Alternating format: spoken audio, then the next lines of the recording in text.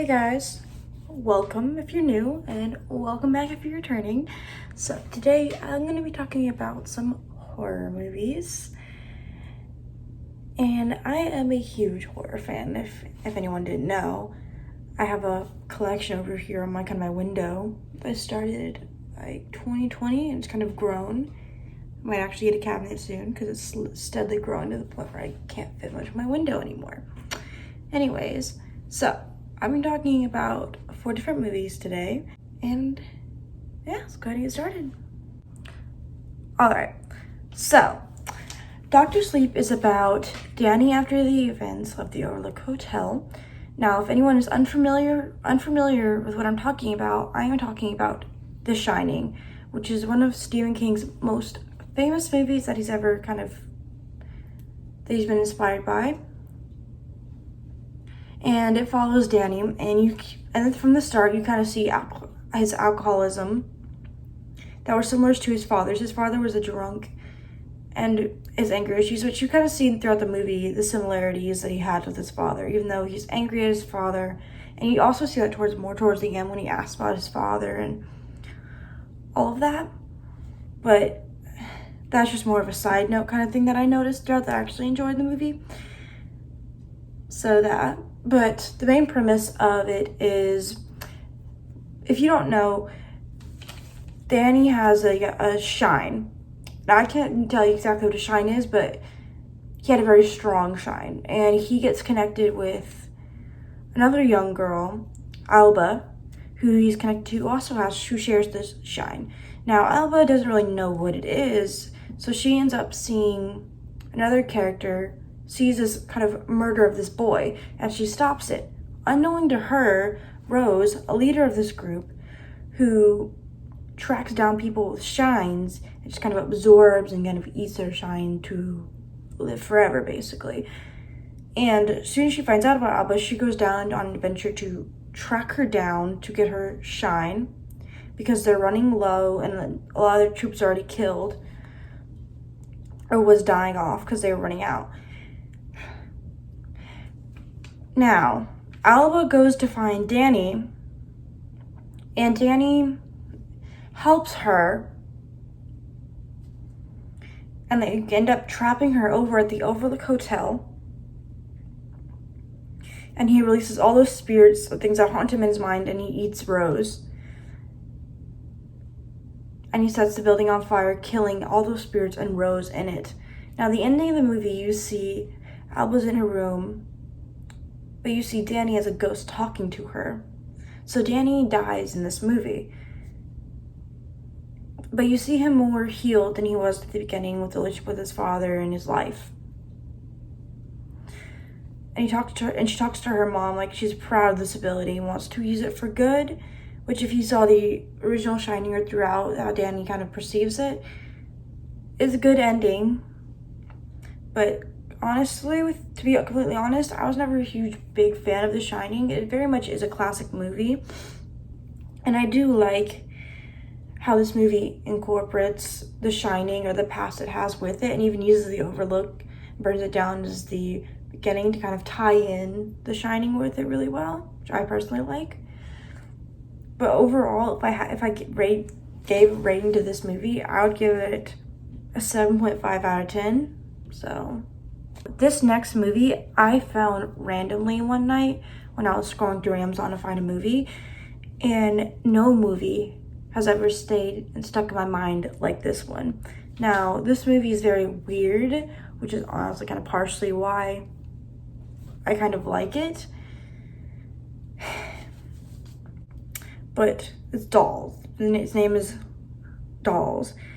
And the premise of this movie is there are different the characters are the stepmom, the dad, and a child. And the child does not get along. The dad and the stepmom do not want this child, just want to pay child support, and the stepmom doesn't like the child. Then you have two girls who want to steal and take advantage, get money worth from things. And you just have a guy at heart, like a child at heart kind of situation. So they all end up in a situation where the road is too bad and they can't leave and they have to stay with these old people in their house. Now, what everyone doesn't know is slowly and slowly, these dolls are getting killed. Like, these dolls are killing everyone in different ways, and you don't understand why really towards the end. But I will say, one of the kills that are really extremely memorable, like my favorite kill probably, was Cassie's kill. I don't know why, but that's probably the best kill in the movie in my opinion, where it was like the soldier little dolls at the gun, and they shoot her and she falls down. I don't know why, that's honestly the best kill of the movie in my opinion.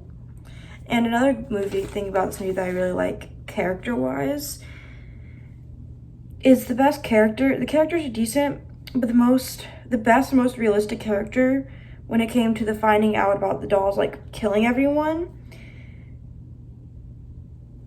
was the guy, I can't remember his name, but he was like the guy that was like a child at heart, and he was like a good person.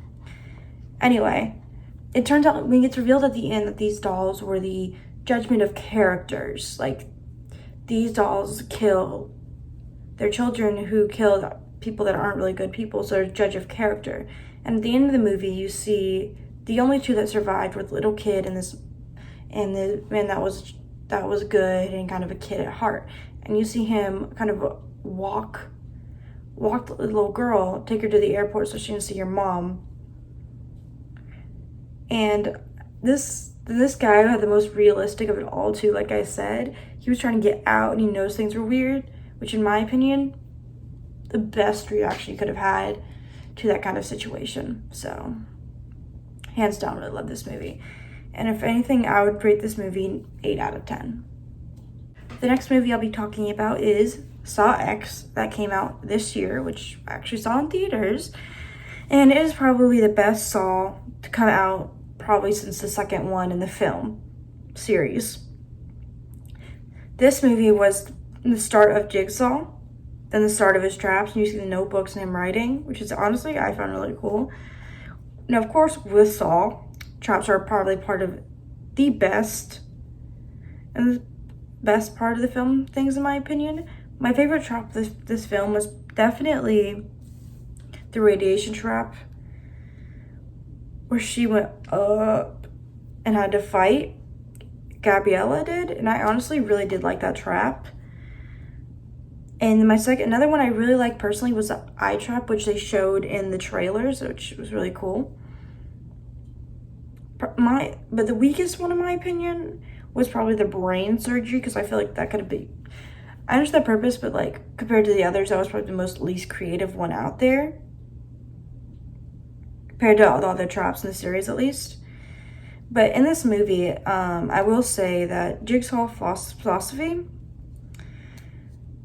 kind of makes a little bit more sense, because you see things from his perspective and how he truly did want to live, and you saw like how he thought.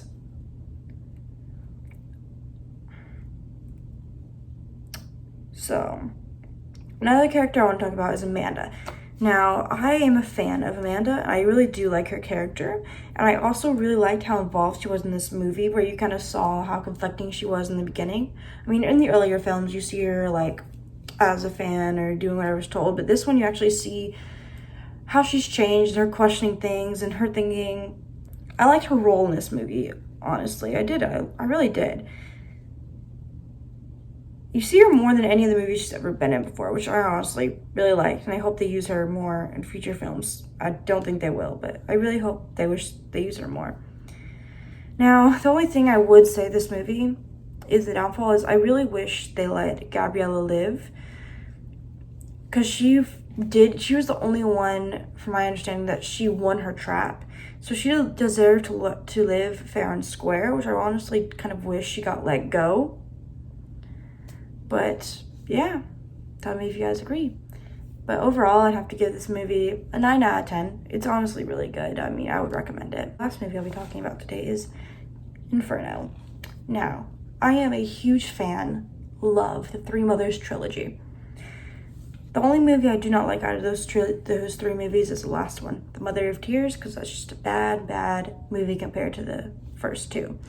Now, Inferno is about the second mother, the Mother of Shadows, and it follows quite a couple people. It starts out with a sister's point of view, and then you go to Sarah, then you go to the brother. Now, in this movie, you actually get a bit of an introduction, or more or less history or explanation of the mothers, and this is the first movie where it actually kind of more or less tells you the story, introduces you to at the beginning of it, which I actually really like too. And also another thing I like this movie is I like the color use.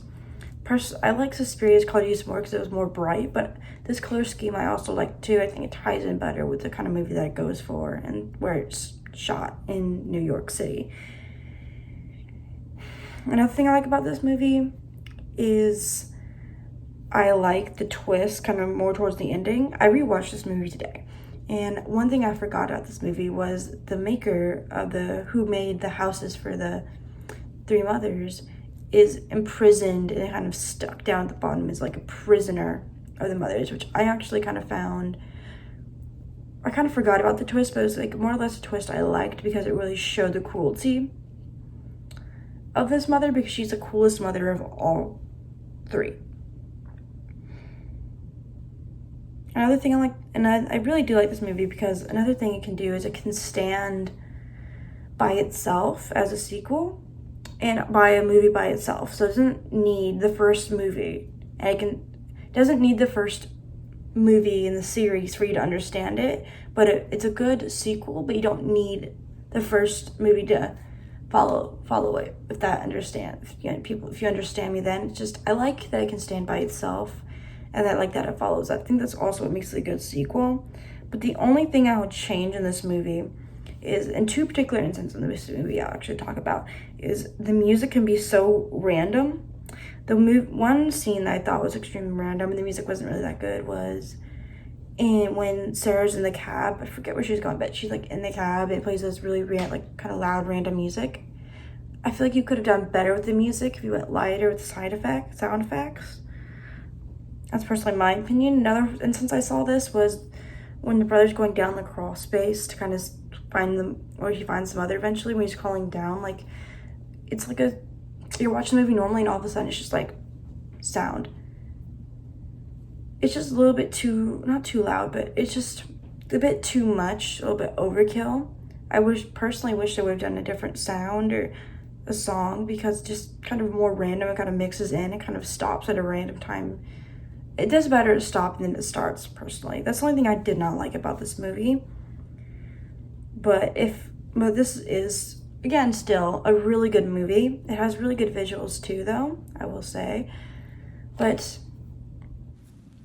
I didn't say it before, but I give Inferno 9 out of 10. I want to talk about today. I hope you guys enjoyed this video. Give it a thumbs up if you did. I will see you guys when I see you next time. Have a good night, day, or evening whenever you're seeing this. I'll see you guys next time. Bye.